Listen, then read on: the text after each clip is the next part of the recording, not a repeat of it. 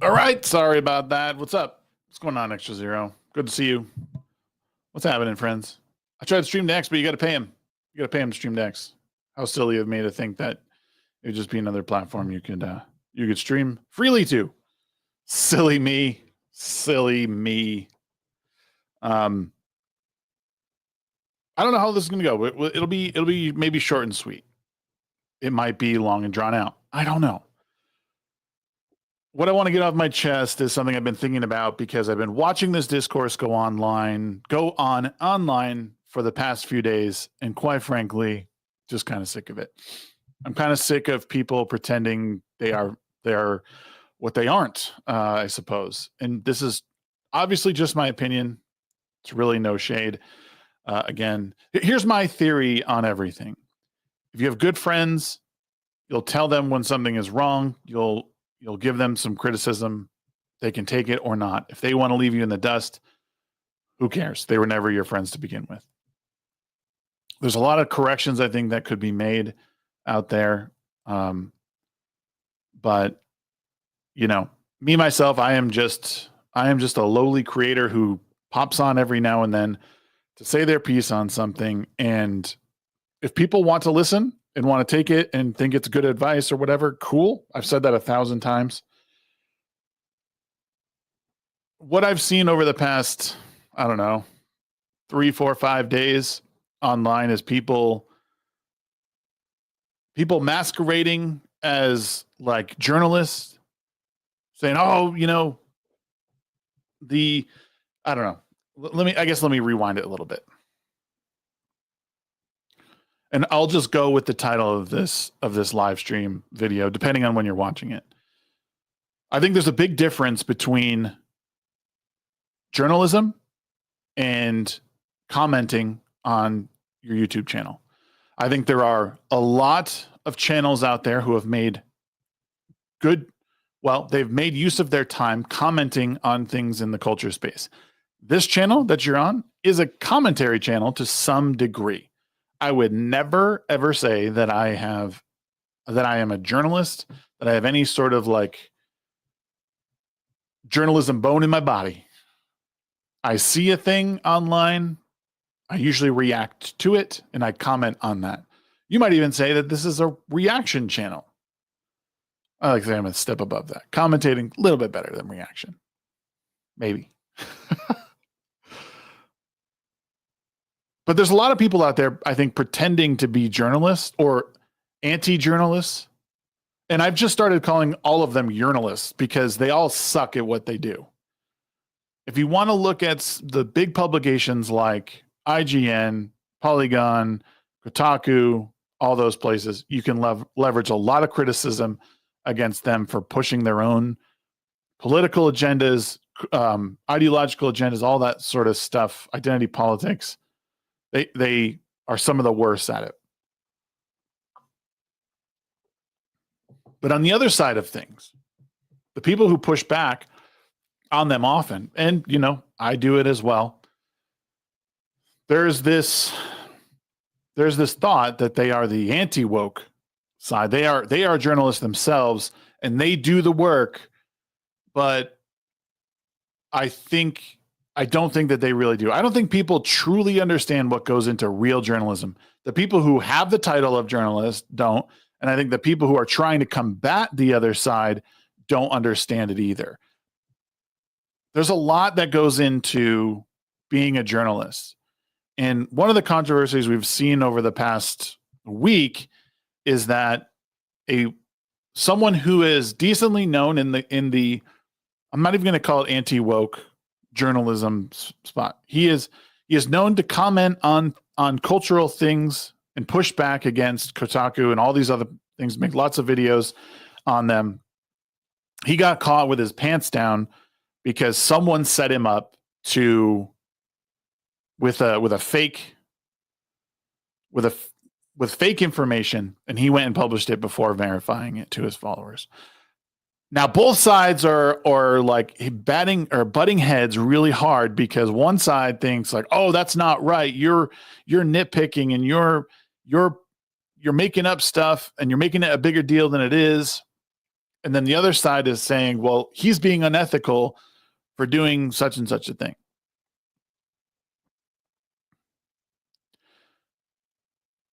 And the reality is there's a lot of people out there will celebrate and share videos of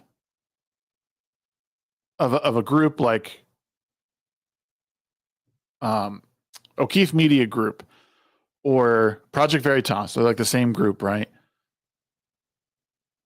And they'll celebrate these videos of liberals getting owned in these big mega corporations run that are saying like, oh, we're doing all this stuff. We're being told that we got to do this. And then when those people get caught in a very similar situation, they scream, this big ethical thing. It's a big ethical problem.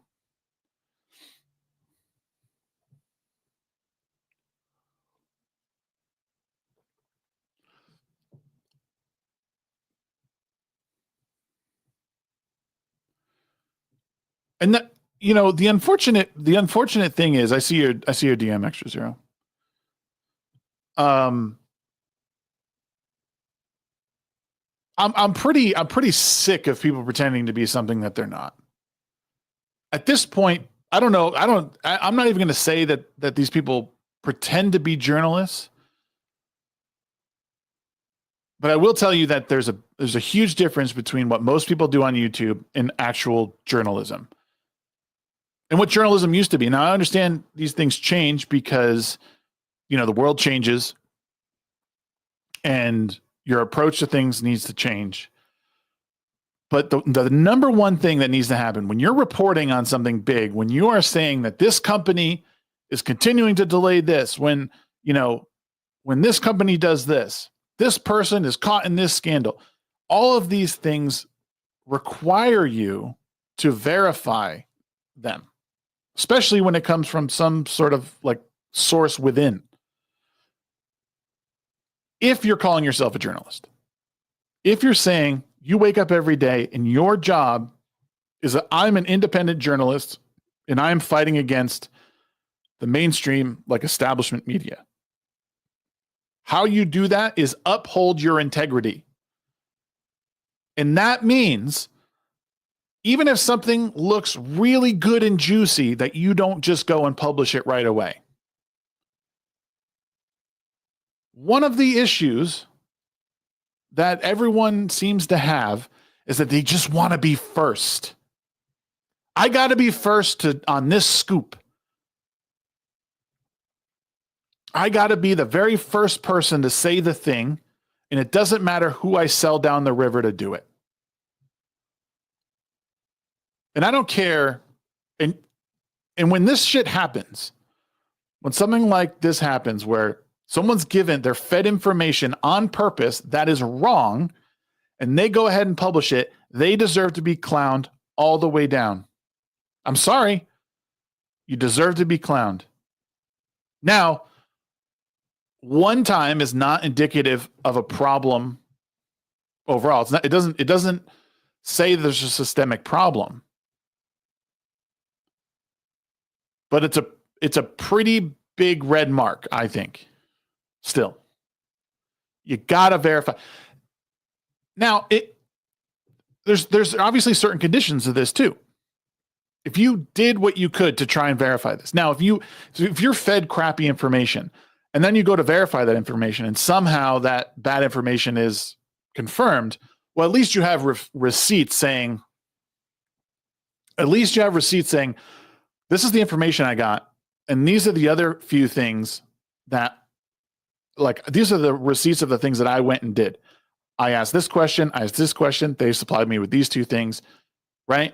If someone's like backing you into a corner with like fake IDs and all that, that's a totally different story. But if you just take one piece of information that's unverified, and then you go and publish that and make videos on it, that's an issue. Take the L, walk on.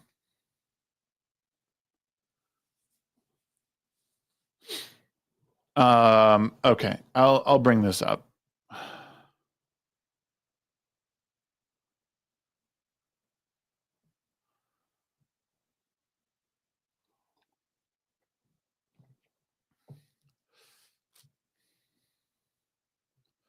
If the person who gave the false info was a regular source, then you can see why someone would go with that story. If the source set them up, they need to be outed and asked why. So here's the thing, though. This happens all the time because this is a part of journalism. You are going to be fed bad information. People want to see other people destroyed. The litmus test for good journalism.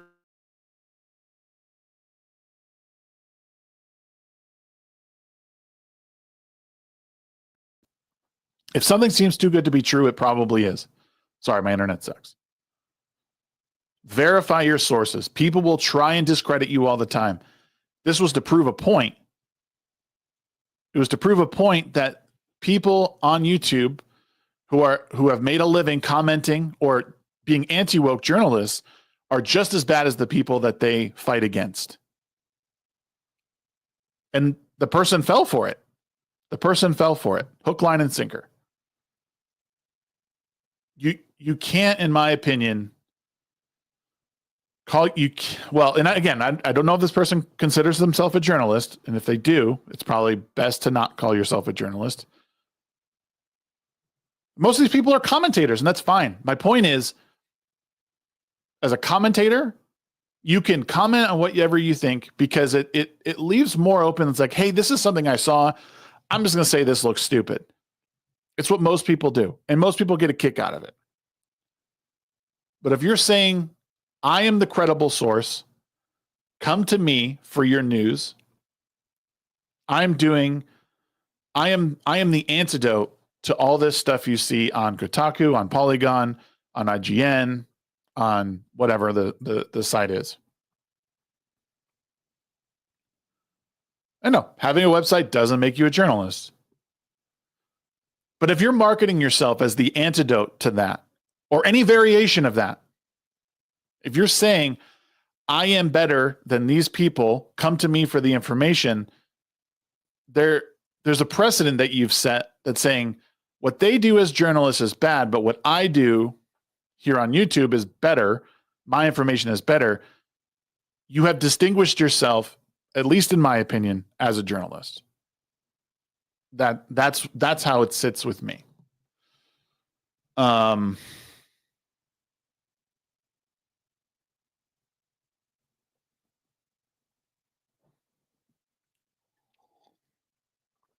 I don't quite so I am unfamiliar with this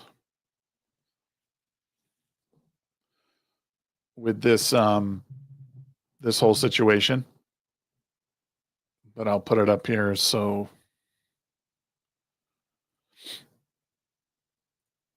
I will plead ignorance when it comes to a lot of this stuff.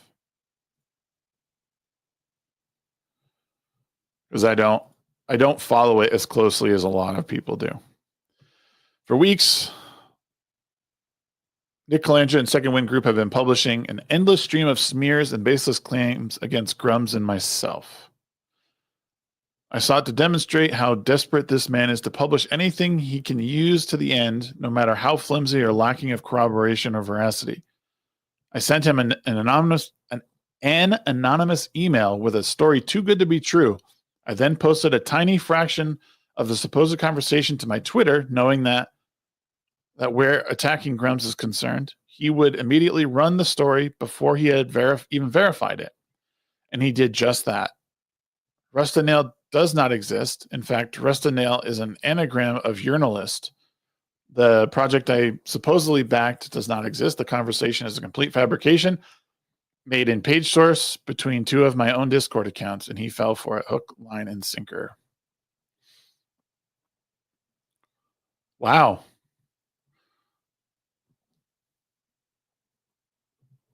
That certainly doesn't look very good for for people. See, so here's an example. Grums is a piece of crap as far as I'm concerned. Grums is a piece of crap in the video game development world.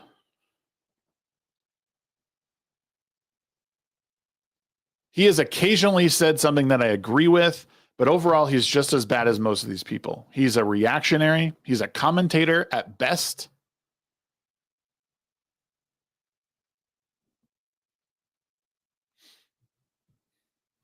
Well, all he says here, I mean, all I see him say here is, don't know who that is, and I'm already blocked by them. So yeah, that tells me all I need to know. And he's laughing at it. So he seems okay with someone getting set up with false information. Ha ha ha. But I'm already blocked.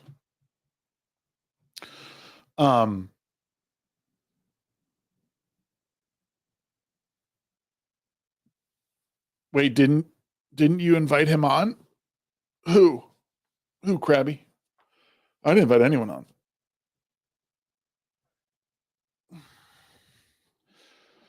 So the problem here, again, there's a lot of people on the side of you got set up.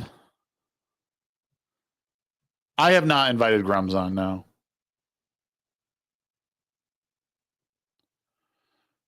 No, I don't particularly care for him and what he's done, you know, as far as his game development. I think he's scammed a lot of people out of money. I don't think he necessarily plans. I think if he does plan to release any sort of game, it's not anytime soon. So I think his credibility as someone who's reporting news is very, very low for me. I know I know tying those things together is very loose, but I think what he does is he uses X as a way to engage people and, you know, make money on the platform to fund whatever he's doing in the background. That I think that's about as far as his integrity goes. So, and I don't think people should be giving him money. And I think if you are backing his project, you should remove your money from that project if you can. He doesn't deserve it. I think he worked at Blizzard, yeah. So we have a campaign last year that was done by Gigabear Panda, to set up Nick Calandra as, you know, as a bad journalist. Oh, he's just going to run with a story. Oh, he was a team lead. Okay.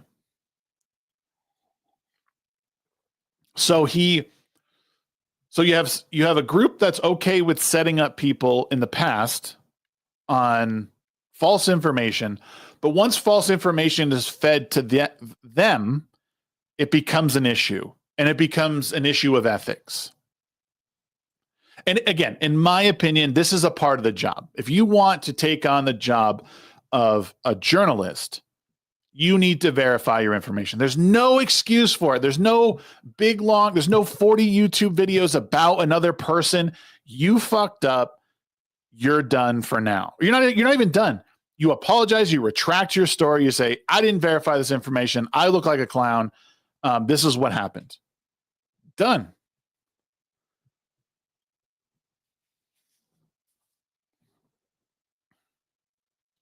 And I'm quite done with the fact, because at the end of the day, this is how all of it works. This is how everything works. You either become a yes man for a group of people online, or you fail. This is how it works. Okay, don't print a retraction then. He says, you don't think you need a retraction? No, I mean, I think retractions are fine. People don't usually see them, but I still think it's one of those things is people are as good as the things they'll do when everyone's not looking, right? Or however that goes. Like the person you are, like you are the person like when nobody's looking, and that's how you're like, that's like a retraction is that in a way. Even if no one will ever see it, the fact that you do it to me signals like you understand, like, oh, I jumped the gun on this. I didn't have all of this information. I'm just going to take it out. I think it's a signal of integrity. I think it's some level of integrity. It might not be very big in someone's opinion, but it still shows journalistic integrity. in my opinion, because information does get mixed up or wrong. And news stories evolve too. Like you start off with a single, like, hey, this is what happened. And they slowly, it's similar to that. People might not always go back and check that thing, but continuing to update that story as you go is kind of how is fine, in my opinion. Would you forgive him if he used the word allegedly in front of the posted story? Yeah, in some small respect, like, again, even language like that is important. If you are saying, allegedly this happened, that is saying there's room for doubt in there. But here, one of my big issues is that a lot of these things are made up and done because people just want to be first to the plate.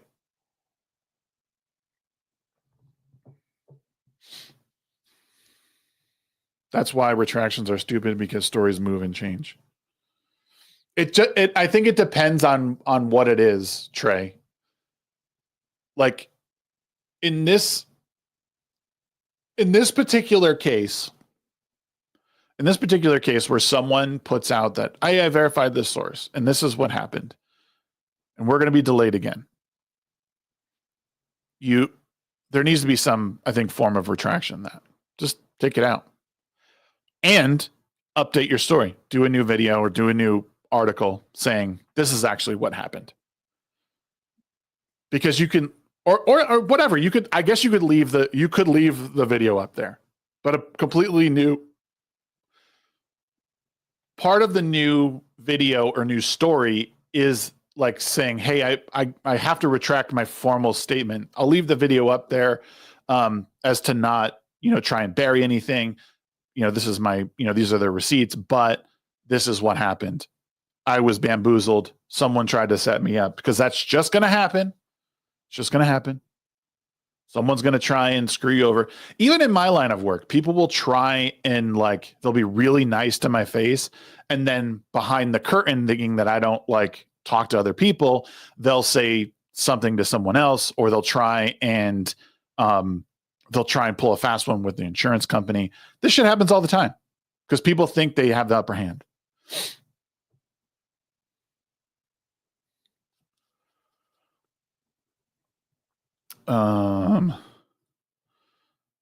What's going on, Leonard? What's going on, Charlie? Good to see y'all. What is this tweet?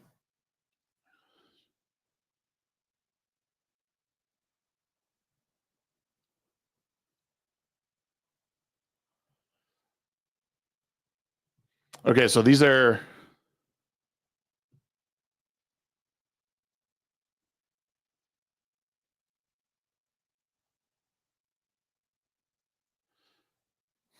okay.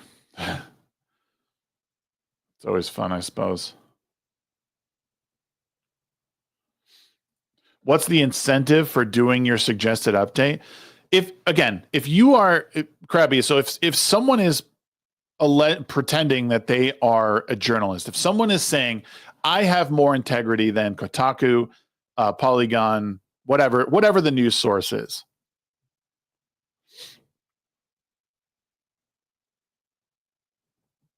Hold on.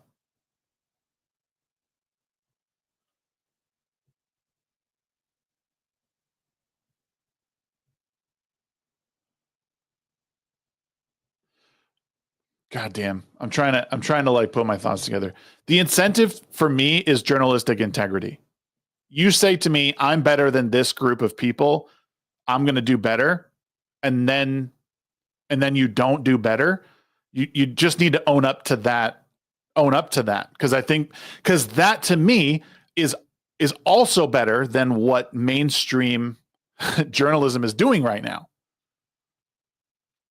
Again, these are my opinions on it. I think that people should, when they fuck up in this way, when they're fed in bad information, they publish it as true and verified, they should say, hey, however big or small, just say, hey, I fucked up. That was kind of dumb.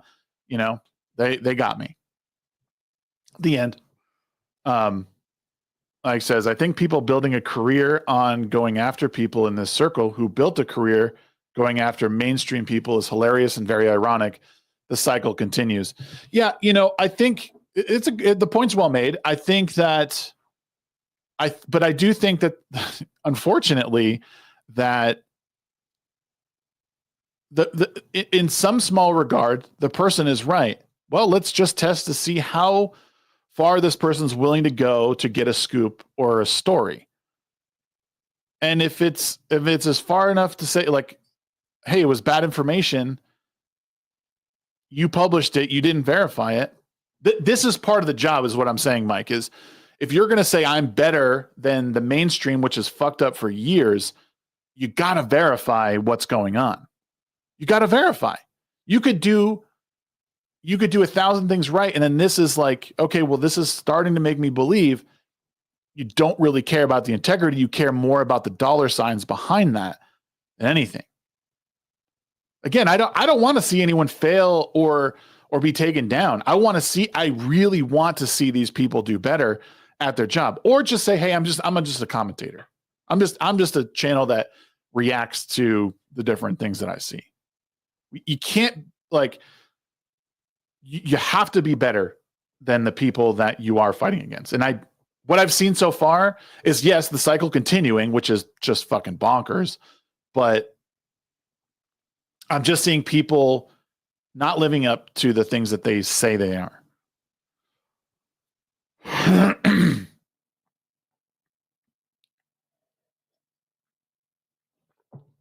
Yeah, we don't need right-wing Kotaku. We just integrity. We just need people who are willing to stick by their principles. I'm not going to put out false information. I'm going to put out not unbiased info about a game. Right? I don't want to see any more that a game is too gay, that a game is like I want to see, when it comes to game news and reviews, I want to see what's good and bad about it. I've played about 5 hours of Avowed, and I can tell you that there's certain aspects of that game I don't like that have nothing to do with wokeness. I could probably go on an hour-long rant about Avowed and not say woke once. Because the game has problems beyond any of that. But the game is fun in other ways. That is the kind of journalism I want to see. I want to know, reading an article, I don't want to see one word about it being woke. I don't want to see one word about a fucking pronoun. I don't want to see one word about someone's multicolored hair. I don't care one word about what is swinging or not swinging between their legs. I don't give a fuck about it, any of it. I care about the game, how it plays, how the dialogue is, how the story is, all that shit. And if you can't tell me that, you suck at your job. You suck at it. I don't give a fuck anymore. And that's what people have driven me to. If the game is gay, tell me why it is in like a real sense. I'm sick of people popping a vein, a blood vessel because they had to choose a pronoun, or because they had to they made a choice to be gay in a game that doesn't make you be gay. I want to stop hearing that a game is dead because they can't murder the NPCs. Everything. People don't even play the game and they're like, I can't kill. Did you see this? Someone said I can't kill an NPC. And did you play the game? Did you play the game? What if it's relevant to the story that a blue-haired, big-boobed thing has a dong-along? Oh, I don't know. I mean, my point is, there's 1,000 aspects to a game that can be criticized before I have to hear about the person who made it. Sure, but Shag, there's historical precedent for this stuff. We shouldn't. I gotcha. But at some point, you guys are gonna hate games so much. Actually, I kind of hope that you guys just throw your fucking consoles in the garbage and bust your PCs, because then I would have to listen to you bitch about everything.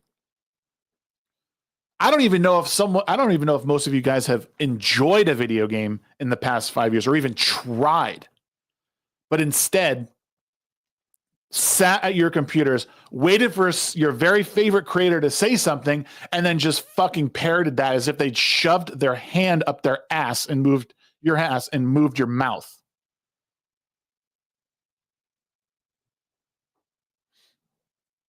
We criticize the left on things never being enough. Then too many of the right center are just farming outrage. I understand why the left.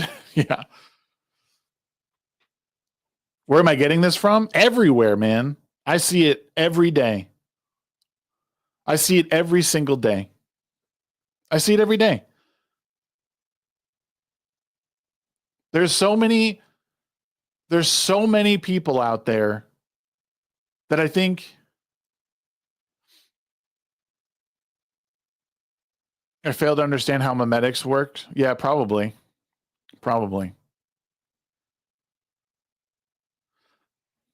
What I know is that what I've gathered from my own personal research is my happiness is actually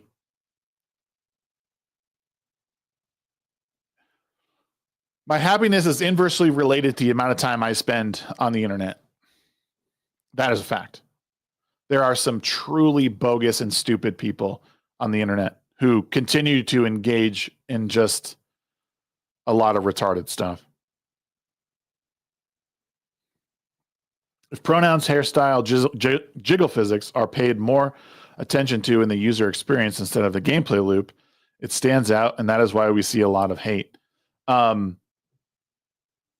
mean, again, like Avowed, for example. Avowed is a good example of, I think, a game, someone else said it about, it's like Temu Skyrim. It really is.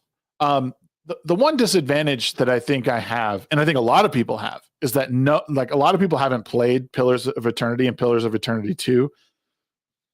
I haven't. I don't understand the races, and I don't like the look of the races and in the game. I'll be honest. I don't like how they look. Everything's very furry, and I don't like furry stuff. So will I keep playing it? Yeah, probably for a bit. It hasn't quite hooked me. The combat is good. The combat feels polished. The dialogue options in Avowed are there's not a lot of variation to them, unfortunately. And when I try and pick things based on how I want to play, but a lot of times that option isn't there. And the ones that are there seem really like it feels like a fifth grader wrote them. Like someone stamped their feet. Don't be mean, you know.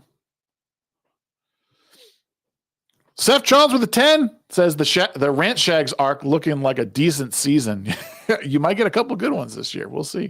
2025 is looking good. Thank you so much, brother. Appreciate you. I get what you're saying, although I think Avowed is a bad example to use because it came out broken, and the team lead came out to say we should be okay with that.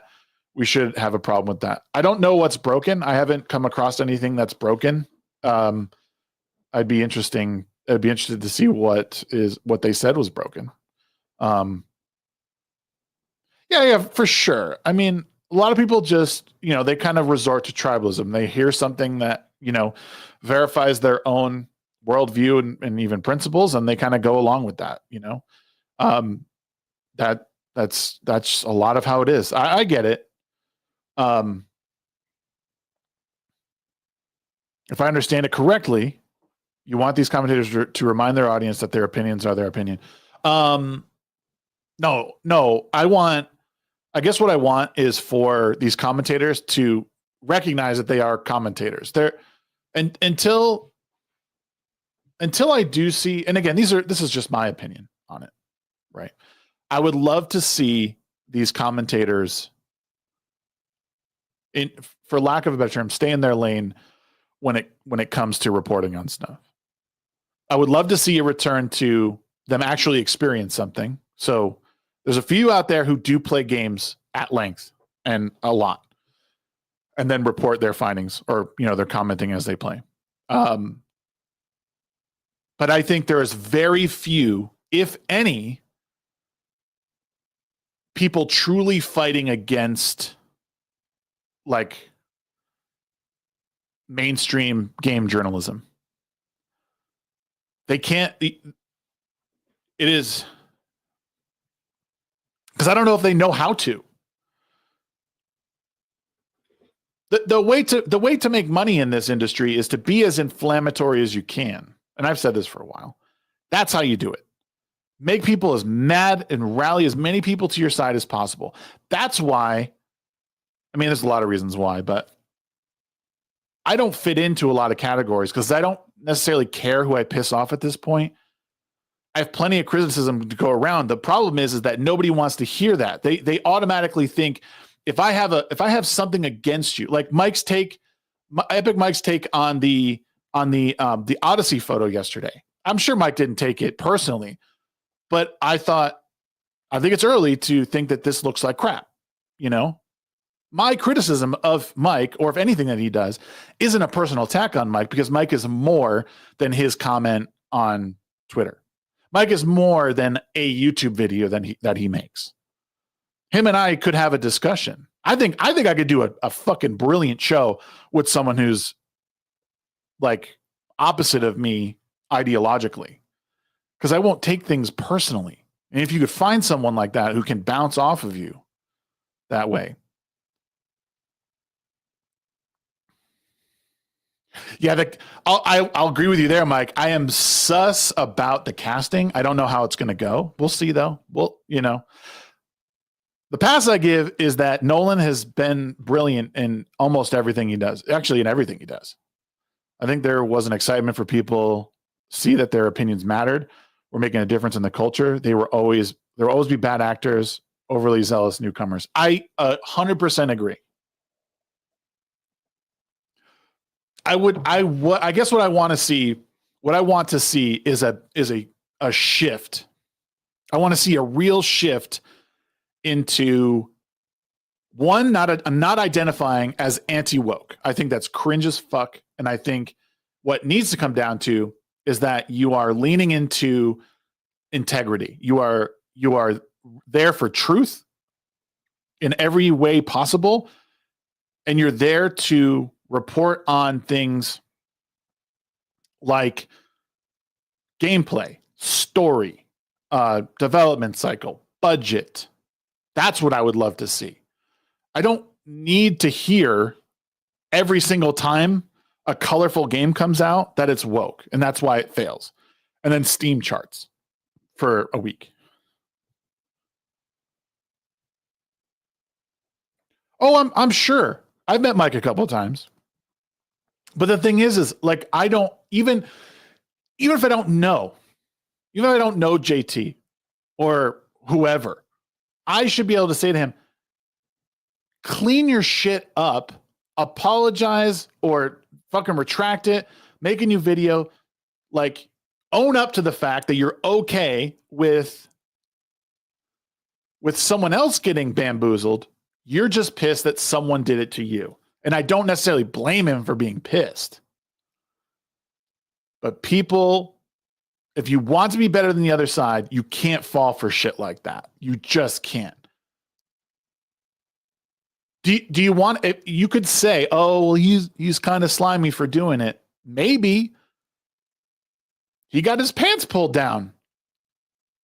End of story. I'm sure in person he's a nice guy. He's got a family. I'm sure he's a cool dude. What difference has been made, though, honestly? Where? What's accountability? No.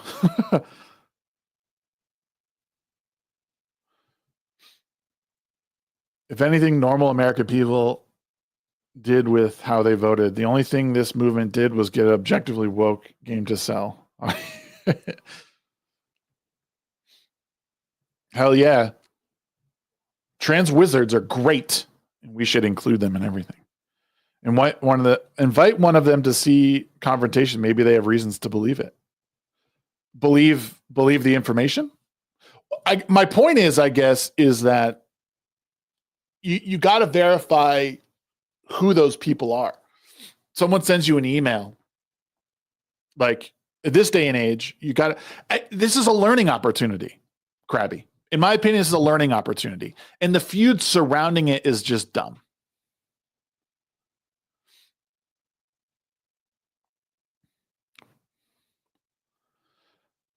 Yeah, Mike, two things can be true at once. Was it kind of a low blow? Sure. But this is a learning opportunity for these people. This is a learning opportunity. Take the L, move forward.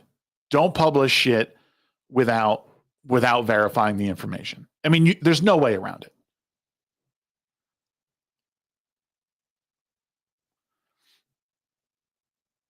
I mean, you just if you truly want, and this is just my point. If you want to be better than the people that you're trying to fight against, you got to hold up your integrity on the other side. And by just running with a story, you've pulled the mask a little bit. Put it back. If what you're really about is integrity and is being better than mainstream media, which has totally fallen apart in a lot of ways, then you got to be better. And this is how you be better. Unfortunately, journalism died. Now we have all these vigilante clickbaiters trying to be the alternative. And again, like I'm not saying like I am totally a reactionary commentator channel. There's nothing wrong with doing that. It's fun. It's fun and entertaining because we all do it. Every single person does it. When we sit with our friends, when we talk on the phone with our buddies, when we sit in a Discord call, we're all commenting on the culture, on games, and we're talking about it. We're having fun. We're having laughs. There's nothing wrong with that. There is a select few who are trying to be the alternative to mainstream news. This is who I'm talking to. I am a bad person because I have opinions. I can confirm that.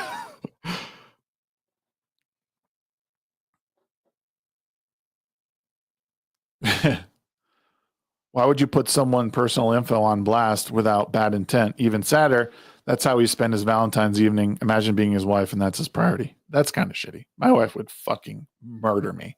At this point, she would leave me if I did that.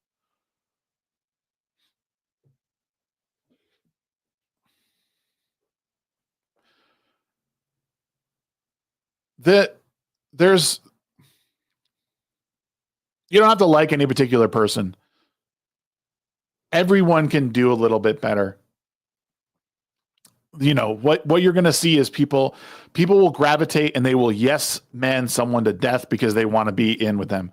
I'm not really interested in just like would I love this to be my full-time job? Sure. But the fact is like I have to be honest sometimes.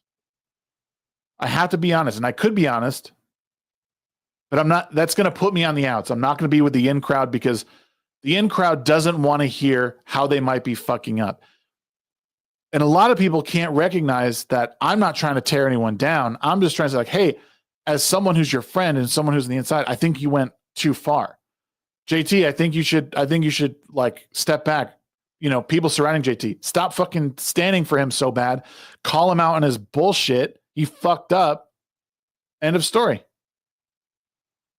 I can also say to McDizzle, it's kind of a shitty thing to do. Yes, you proved your point. I don't think you need to make, I think it could end there. I am not really some crazy moral arbiter of anything. I'm just a regular guy who's fucked up and done their own bad shit in the past. But in this sphere right now, if you want to return to like good journalism, good discussions, then someone needs to take the reins and have some journalistic integrity. I'm in the in crowd because of my hair. Dude, it's the only reason I get invited to anything is because I have a nice beard. That's it. I get invited because I got a beard. I need to, like, I am that DEI checkbox. Like, well, we got a bunch of smooth faces here. Can we get a big beard? Well, Fear the Beardos is busy, so let's talk to Shags. That's how it goes. That's all. I call on Mike to be my diversity panelist when I can.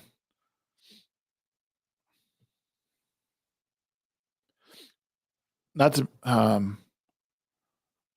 yeah, Brahma. Not to be fair, McDizzle isn't considering it a dox. Admitted it's on him to have personally info semi easy to find. He's not playing the victim, unlike JT. I don't know that side of things. I also waited a long time to start doing live streaming until I knew what I wanted to say.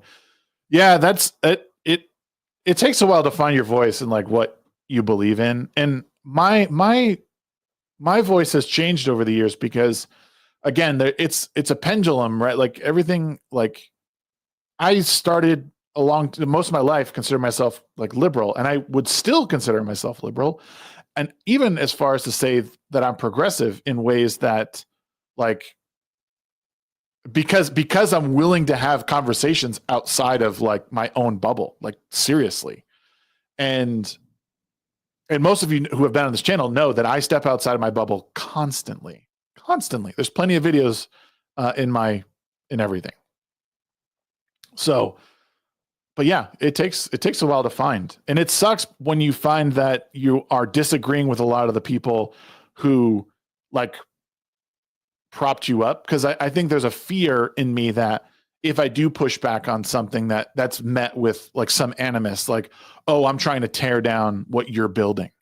Like, no, that's not, like, if I attack Mike on one of his points saying, oh, you're wrong about this movie is good, it's not to say I want the epic verse to fail. It's just saying I think that opinion you had is great. Also, how's the family? Love the fam. You're beautiful family. Like these two things are totally separate. But everyone thinks that like an opinion goes on there saying, hey, McDizzle, smash, whatever, like, I'm putting this out there, I automatically hate everything about you. No, that's not it. I hate this opinion. I hate the fact that you did that, but I could separate the two. And think like, I'm sure you're fine. I'm sure you're good. You got a family, you got kids, you have multiple kids. Obviously you did something right to get a woman pregnant twice. So good for you, or more than twice, whatever.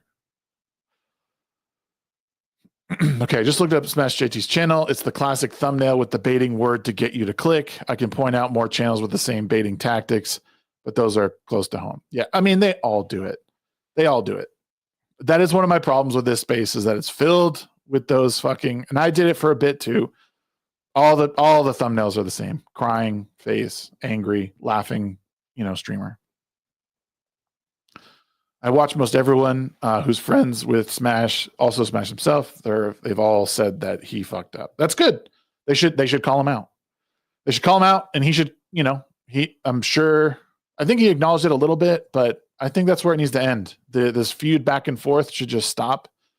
You guys proved your point. Move on. Do better. End of story. Used to be a neocon Bush admin, and friends dying in the Middle East broke me. Discovered Ron Paul, and that's where I found my place. There you go. Disagreements are good within a community. It's how we grow. Oh, absolutely. Absolutely. You can't just back everything everyone says. You're going to find yourself in a really shitty position eventually. You are deceptively old. Difference of opinion is not a sign of malicious intent for sure. Some people just have thin skin. Oh, yeah. Well, yeah, they have thin skin and they pretend that they have thick skin everywhere else. What up, Charlie?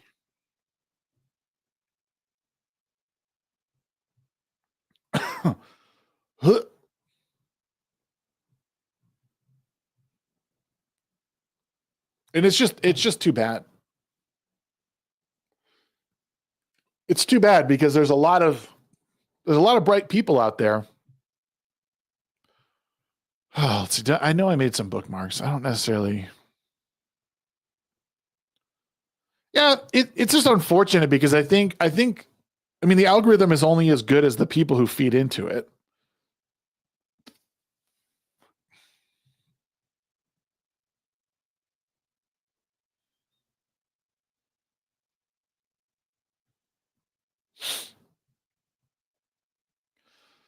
Yeah, I don't know, man. I don't know what to make of a lot of this stuff oftentimes.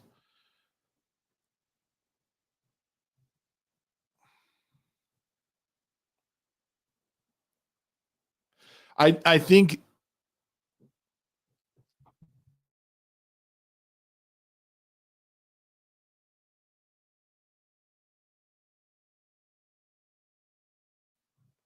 sorry. Yeah, I think overall people need to learn that sometimes information takes a little bit it takes a little bit of time to get the full story on everything. That's okay. Um I don't want to see games fail. The harsh truth, and I've said this a lot, is that there's a lot of innocent people who work for these studios that are making good games, and they get trashed and they fail, and or they're just bad and they fail, and those people are out of a job. And those are not the people I want to put out of a job. I want to put the untalented people out of a job. And I wouldn't even say that. I want the cream to rise to the top, and it usually does. I think the industry got so big so fast that now we're seeing the fallout from that. There's not enough people to support this industry anymore,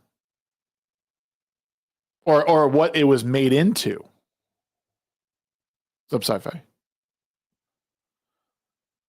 I want to see people. I want to see legitimate criticism and coverage of games. And in some respect, I want to figure out how people can get involved with these companies and devs the way that establishment media does. Does that make sense? Like just like I want to see like the Real Game Awards succeed, but I want the developers to be a part of it. Because you can't have an award show that doesn't involve like some person that made a game. It's one of my biggest criticisms of it. How do you become a part of it? How do you become someone who is seen? How do you really take over the review process? I mean, one, you got to risk it all. Someone's got to be the person who is developing a place that people can go. Right now, that's a website.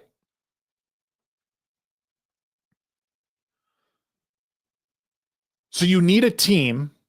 You need a team of people. And everyone knows Geeks and Gamers, so let's just use them as an example. Geeks and Gamers needs a group of people who play games, and that's what they do. And they're not involved. They're not involved with the political side of things, the commentator side of things. And this is how Rumble should be operating too. Rumble needs a completely separate area for gaming. You want to be a part of the gaming thing? Make rumblegaming.com and make it compete with Twitch. Forget it being on the front page of the website. That's what you should be building out right now. Same thing with a company like Geeks and Gamers. You need a panel of people who are relatively unbiased, who don't fulfill that other thing. They play games. They love games. You have a guy who plays Souls-like games. You have a guy who plays roguelike games. You have a guy who plays RPGs. You have a guy who plays JRPGs or mixes and matches. And they write about those games. And companies do this all the time. It doesn't need to be Geeks and Gamers gaming. It could be, you could have another name that it's under. Game Jams News, whatever the fuck. I don't care. I just made something up. Actually playing games, who really like games.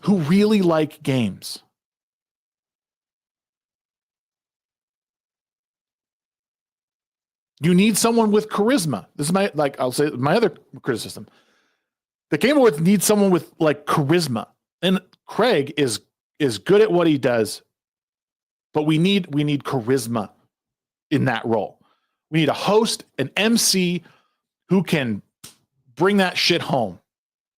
Again, not a personal attack.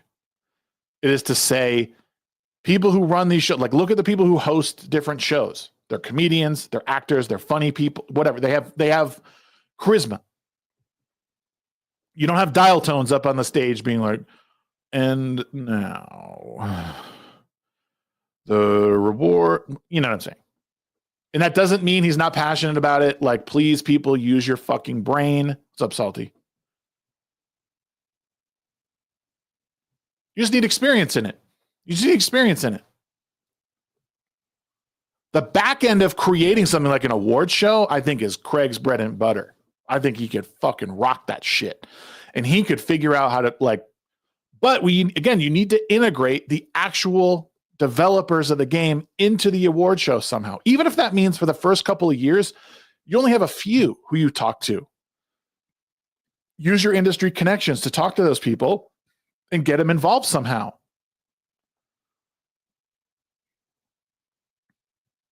It's not an easy solution, is the problem. It's not an easy solution to be a counterculture, but trying to make yourself back into like the mainstream focus, right? Like a lot of the people in this space who find the mainstream gaming journalism media so insufferable is because those people who have taken it over were making fun of us when we were in school. I remember in school, you could not admit to the fact that you played video games, that you read comic books, or any of that shit. If you did, not good. Why are we getting these gamers to review a game? Is it for the game developer or as beta testers or as news for gamers? So it's kind of two different questions, right? It is two different questions. So I would like the reviews to happen for like news.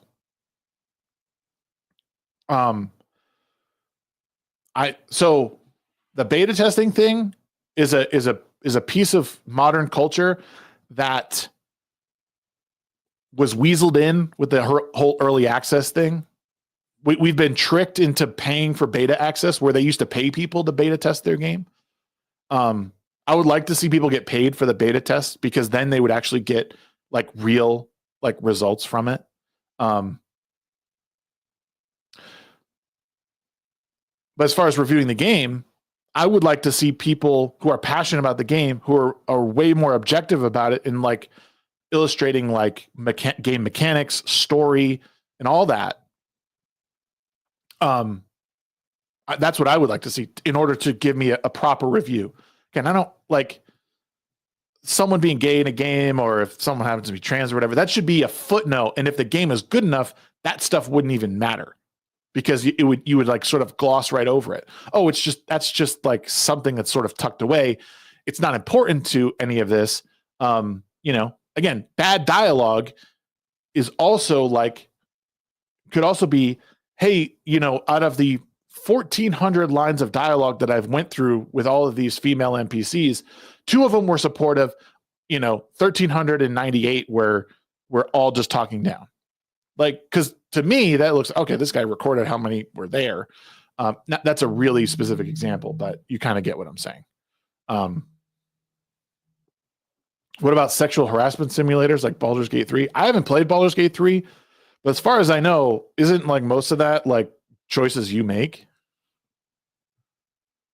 Isn't that how that works? Choices you make? We have to realize when people are inauthentic and stop playing along because they just saying the right things. Yeah, that happens. It's no difference than Clayton Bisbee's friend saying he's too important to the movement. Yeah, no, it's true. It's true.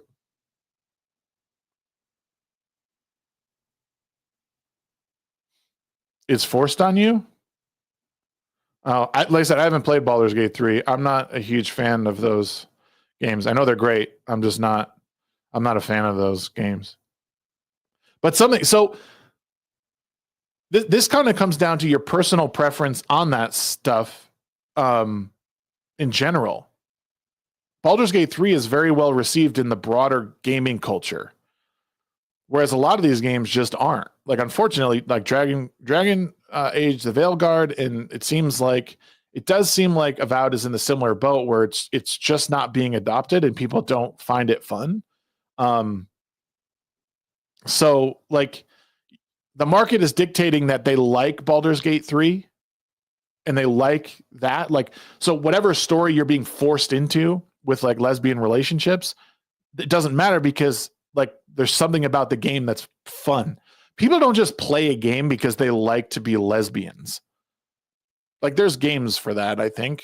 Or you could just live your life if that's what you are. I think we are getting to that point where honest people are looked beyond the gay aspects. Prime example is Hypno when he was talking about Kingdom Come Deliverance 2. Yeah, I think it's an example of someone playing a game. They're enjoying the actual mechanics of the game. The choices you make in the game will dictate what you do. You can make gay choices if you want or whatever, just like in like Mass Effect, but it's not central. You don't have to make those choices. Is what I mean. It's a good game, not a real RPG on rails. D&D is fun. Definitely a fun game. Best when you kill all the companions off. Yeah, I mean, it's about the choices you make, in my opinion. Like, and this is the point. The criticism, you can have the criticisms, but I think a lot of what we're seeing now is not necessarily founded in like what is actually happening in the game. It's more of a, this is woke.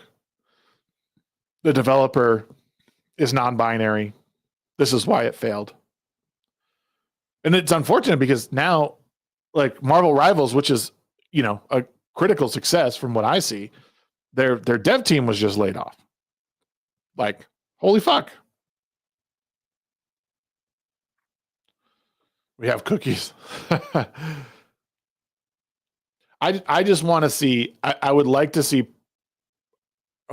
people truly engage in good journalism when it comes to this stuff.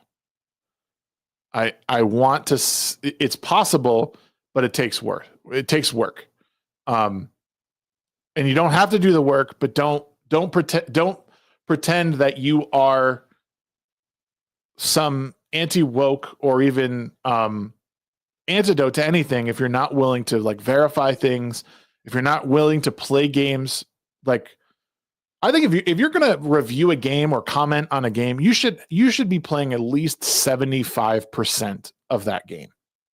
75% at the very least. Because like when you make a game, your most good games, like their systems are introduced to you and they build over time. In some games, they don't really get into the full loop of everything until either like the end game, if it's a grindy sort of ARPG game, or if it's like an RPG, those systems, they slowly introduce you to them, and like you don't get a full scope of what your abilities are till later on when you start unlocking, those later abilities and how they might mix with your initial ones. And again, even story. How does the story play out? If it's an RPG, I would like for someone to be able to like comment and not spoil it, but comment on the fact that, hey, this game is great narratively, but it definitely falls flat.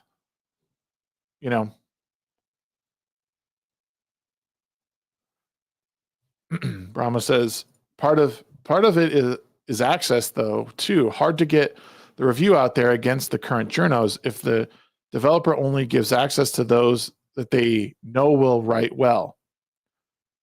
Remember the people who let Remember the people who they let see Rings of Power beforehand. They knew they could buy off the opinion and review. Yeah, that's going to happen regardless. So unfortunately, right now, what people have to do is they have to buy like the premium editions in order to get that early access. I paid $25 because I have PC Game Pass. I paid $26, $27 to get the premium upgrade to play Avowed early. And I put in the 3 days, like I don't play much anymore, but I got about 6 hours, 5 or 6 hours in. So that is what they have to do now. But my point is that we have to find a way to get in the good graces of these companies to be able to write reviews that aren't just wokeism, because that's not helpful. You can comment on these games and not bring in identity politics, in my opinion. Are they going to like right away, next month, reach out and say, hey, this new game's coming out, please review our game, geeks and gamers? No, they're not going to. Give it a fair shake. And like, this is a challenge for real. This is a challenge. Anyone who does gaming reviews who might see this, the next time, like, what is it? South of Midnight. Is that what it's called? That's coming out. I know Epic Mike hates this game for his reasons. When South of Midnight comes out, don't say one word about identity politics. Don't say one word about the developers. Play the game and tell me what's good and bad about the gameplay, the story, all that stuff. Tell me about that. Don't use the word woke once, and if you do, you fail. Then I get $50. No. Do everything you can to make the point about the game, because that is how you'll start getting in the good graces of these developers, in my opinion. April 3rd is South of Midnight. Perfect. And I'm sure there's probably I'm sure you could probably pay money to get in early on that. I'm sure. The way in is to leave all identity politics out of your review. Talk about the game. That's it. Talk about what works in a game. Mark the Cyborg and I we're talking about this one time. Like, that is one of the things that is missing. You don't have to like a game or the studio. What was the intention of the developers? Did that work or did it fail? Based on what you're playing.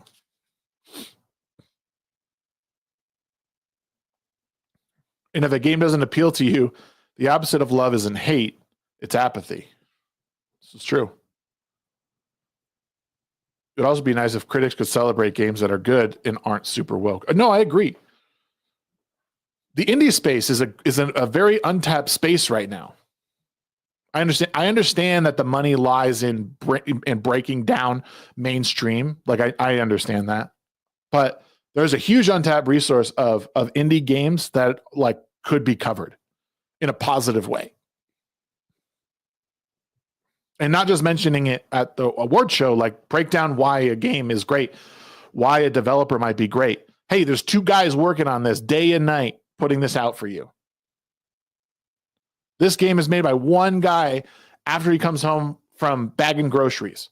Let's support this dude. I don't care about his politics. The game is awesome. I think it's the job of the game company to leave identity politics out of their trailer and game, not the reviewers or commentators' job. I agree. Unfortunately, we don't have that. We can't control what other people do. But here's the thing.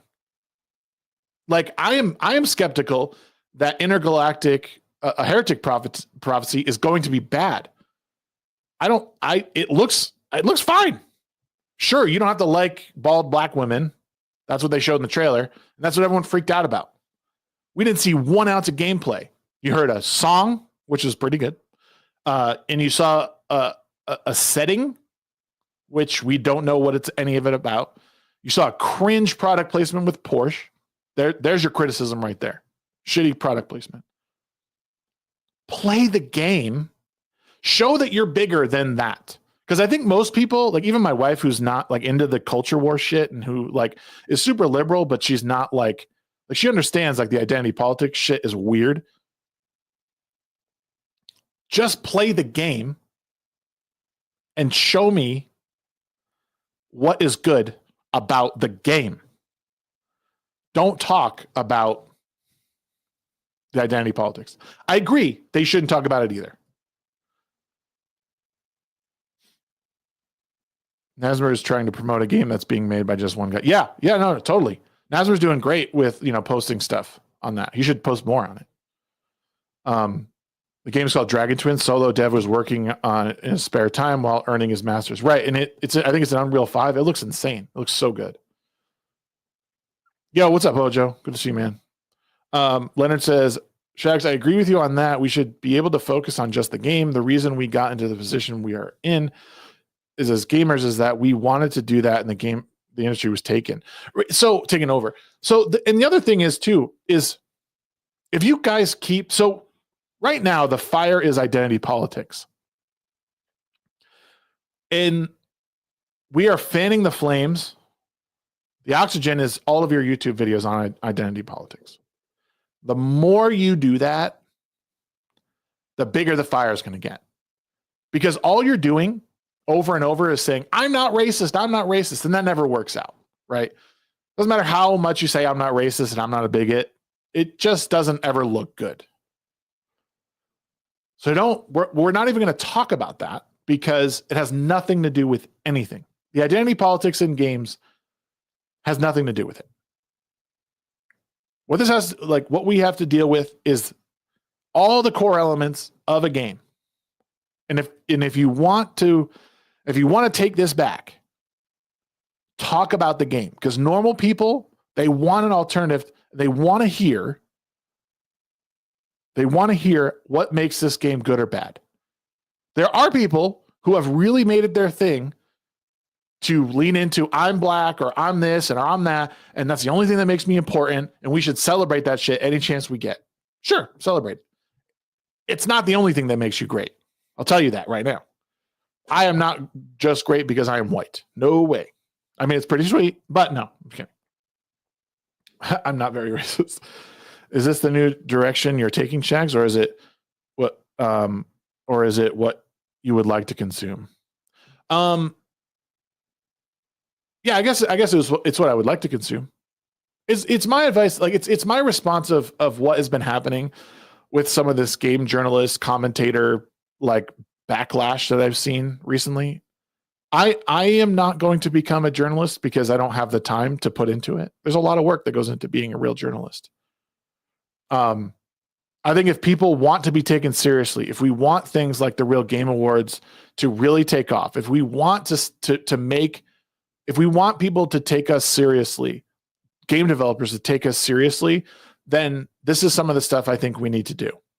We need to start taking ourselves seriously, leaving race identity at the door, just like we want the other side to do. Stop trying to defend the fact that you're not racist and just talk about what works with the game. Someone wants to say, "Oh, you're racist." Ignore it. Next. We could also all benefit from just like ignoring a lot of the fucking people online anyway. It's another lesson that we could all learn is, stop engaging every single person. JDA on Twitter right now, everyone's engaging that guy, retweeting him for some reason. He's saying the most asinine shit, and like I can tell you the reason that's happening is because you're allowing it to happen. You are making him money, so he's going to keep saying insane shit. Stop. Just mute his dumbass. If you bury him, he goes away. He doesn't make money. He's going to stop saying that shit. Or maybe he'll start saying something of substance, which is not likely. I meant game reviewer, playing off stream and then uploading a short review on your channel. I don't know. We could talk sometime. There's a lot of stuff that's been going on behind the scenes that you and I could talk about. here's what I specifically want in a game trailer. Play the game, maybe show some in-game cutscenes that explain the story. That's it. Every trailer should be just that. And then I'll support your side. Yeah, I think in terms of like Intergalactic, the Heretic Prophet, this is an announcement. It's a proof of concept is all it is. It's to say we have something that we're working on. This is our character, 2 characters. This is our setting. And this is kind of like what a combat would look like. Which I'm fine. Generate buzz. I think more companies can generate buzz like this. Like, hey, here's an interesting cutscene thing. Don't show us everything up front. Generate buzz. It's one thing Hollywood could learn from. Instead of releasing a trailer that's 2.5 minutes long that tells me everything about the movie, tease me. Actually tease me. I heard the Gorge is good. I've heard the Gorge is good. JDA is an asset. 100%. I don't know why anyone even engages with him. I don't even know the guy. I've seen about 15 tweets of his, and I just think, why would you talk to this person? He's clearly an idiot and he's trolling.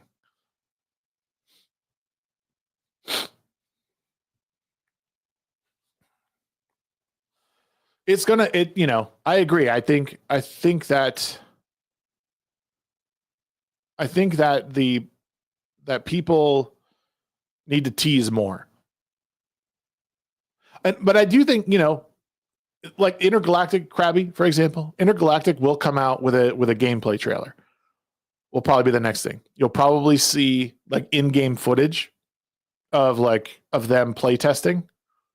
It'll be exactly what they want you to see, but you'll see essentially what combat will look like is going to be what I think you'll see next. You'll probably see a boss, maybe a big bad.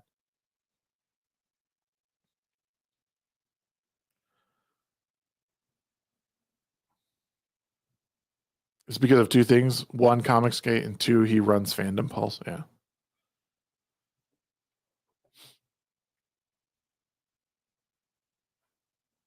It's just funny, like watching people like say, "Oh my God, can you believe this guy?" Meanwhile, they're retweeting him. I'm like, yeah, he keeps doing it because you retweeted him.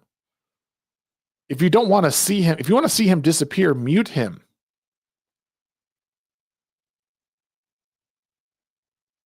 Mute people you don't want to see and engage with. That's fine. They can tease, but if people decide they saw something they don't like and run with it, I'm not going to hold it against them. No, of course. Yeah, I think there's improvement that could be made in that. So in the case of, so I'm just talking about Intergalactic, the Heretic Prophet at this point. With that teaser, there's like 2 things that you can discern from that trailer that you don't like. 1, I've already done it, Kenzo. 1, you don't like bald black women, or you don't like that style of character. I'm not going to say that. You don't like that style of character. Or 2, you don't like the product placement, and that's driving you away from it. But we've seen nothing of the story. We've seen nothing. All we know is that it's a sci-fi, maybe like sci-fi adventure, like hack and slash type of game. That's kind of what I've deduced from that teaser. But again, this is why companies do this a lot of times, because it gets people talking about it. What did we just see? What kind of game is it going to be? It can generate news and buzz. Distrusted Naughty Dog over the last few releases. Sure. I've had to defend JDA from weirdos coming after Fund My Comic, and that was a weird spot. Yeah, I don't want to watch a movie either. I would like to play a game. Yes. But this is one of those things. This is a spot right here. This is something that, sorry, we don't know until we see it. This is why we need people willing to look at this and review it properly. I need someone who can play this game most of the way through, and then let me know if, like, this should be one of the criteria. Is this game like a movie that you occasionally play? Is this actually an action game? Is there lots of action? Is the action smooth? Does the combat feel fluid? Or does it feel like you're swinging a toothpick and not hitting anything? Are all your enemies bullet sponges or have giant health pools?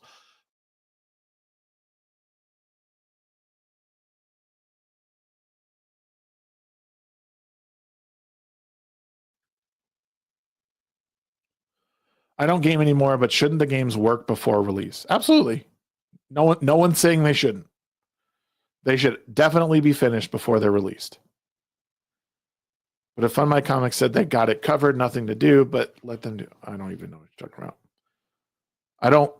I don't like games that put the story and cinematics ahead of the gameplay. I agree with you. I agree.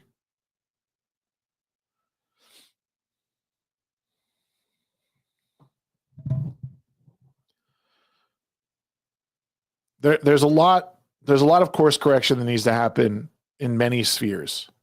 We are the farthest from perfect ourselves in this counterculture, because I think that's kind of where we're at. It's the best way to describe. The culture has been taken over by people who I don't think really respect gaming and what it was. Not to say that bad games weren't made in the past. They certainly were. But there is a stark difference between RPGs that were made, 20 years ago and the ones that have come out in the last 5 to 10. There's a big difference. There's a way to write all of these characters the way they want them, and they just don't know how at this point. It's more important for people to it's odd to be in a world I'm going to go back to Avowed. In the initial town that you're in, every single person you come up to is a woman blacksmith. It's a bit jarring to see that, because I have no context for why every single person in this land is every tradesperson, mystic is a woman. Why is that? Why is there's a bunch of homeless people that are frail little men, and a bunch of thugs that are obviously kind of male characters, or bullies or whatever. What is the actual context of that? Because it doesn't fit into what I know, what a world might be, a fantasy world that is truly unforgiving in how living things can just be taken over and die and become these almost like zombie things. And that's part of my own ignorance. Maybe that's a question that is handled in Pillars of Eternity, but it should be something that's sort of like the onboarding of the world. I think is when you're telling this story, maybe it's a part of everything that in your opening cinematic. But it feels weird. It feels weird to walk around and only have interactions with female characters, female blacksmith, female mystic, female quest givers. My character is a man, but it's odd. It's odd. Pathfinder Wrath of Righteous was nauseating with all the femme men and women. Yeah, I think, again, I outlined a few ways I think that people can do it. I think a bit of journalistic integrity could change that. I think people's approach to how they review games could change that. I'm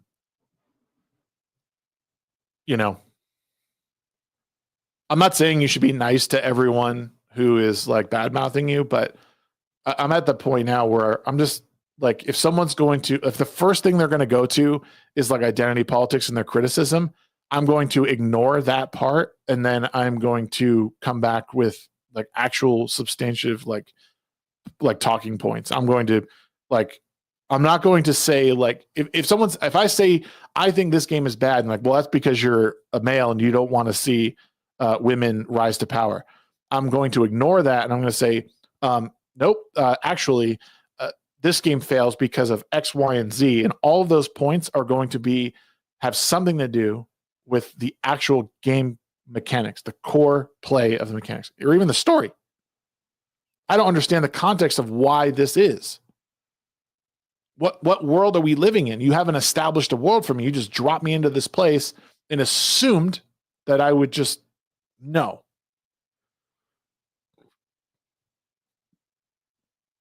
And it's not like there is historical precedent for why a lot of these roles would be fulfilled by males. If that's not the case, let us know. I'm attacked almost daily for my condemnation of Cool Ranch Doritos. I've learned to just ignore the misguided.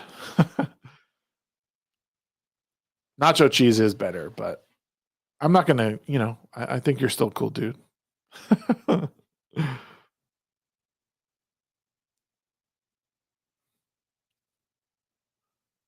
We're looking at a decade of descent into mediocrity in our daily entertainment. My tolerance is gone. So if a company decides to test that tolerance with a trailer, then that's their loss. Yeah. Well, I mean, yeah, I guess it's been done this way for ages. Like trailers aren't a new thing. Teaser trailers aren't a new thing. Teasers have been a thing for years, but teasers are supposed to like you can decide whether or not the teaser like brought you in, but it's totally a viable strategy because again, it generates buzz. It gets people talking. It's a thing that's just like it's just a mechanism for people to discuss what may or may not be. So think about that. I mean, sorry, you don't have to think about that. Like that is just where we've been in the past.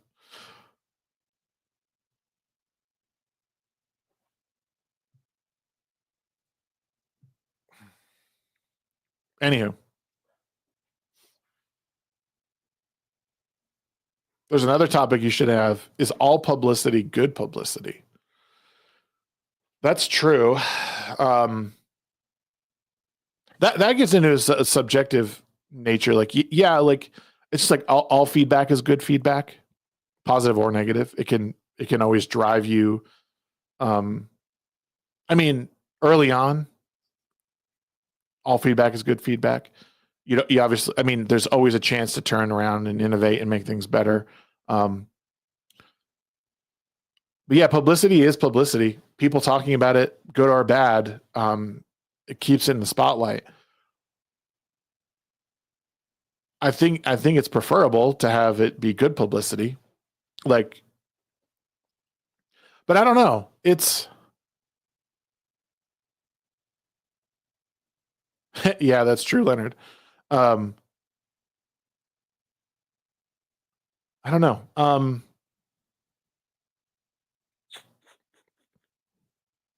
That is something to think about. I'm probably not going to get into that today. We could probably talk about it tonight. But I have a meeting I have to get to here in a bit, but it's something to think about. That I think it's a highly nuanced thing. Just like a lot of the stuff we've been talking about today. It's not as cut and dry as good or bad necessarily. Like sure, I went on a couple of rants there, but there's a lot of nuance to this oftentimes.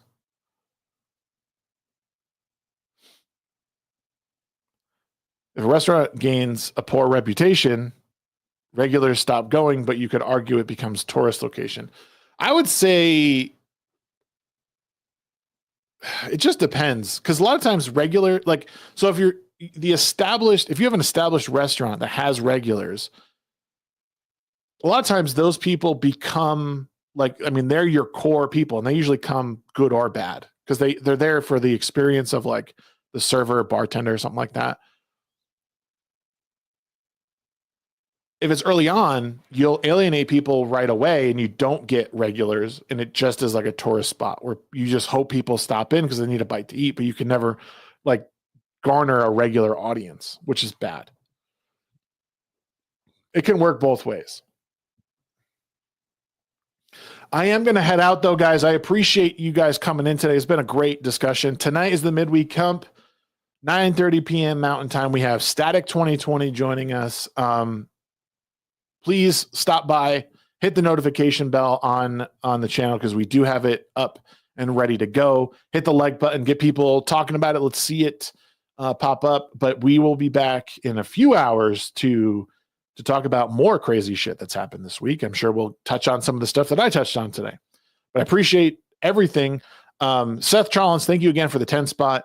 And everyone else who just hung out and enjoyed. If you hit the like button, great. Make sure you hit the like button on the way out if you have not.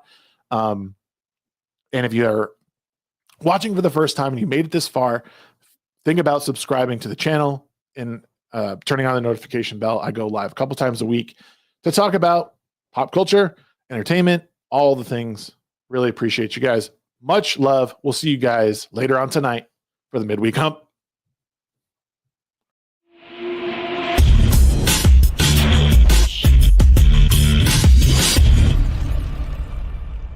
I like to put stuff online.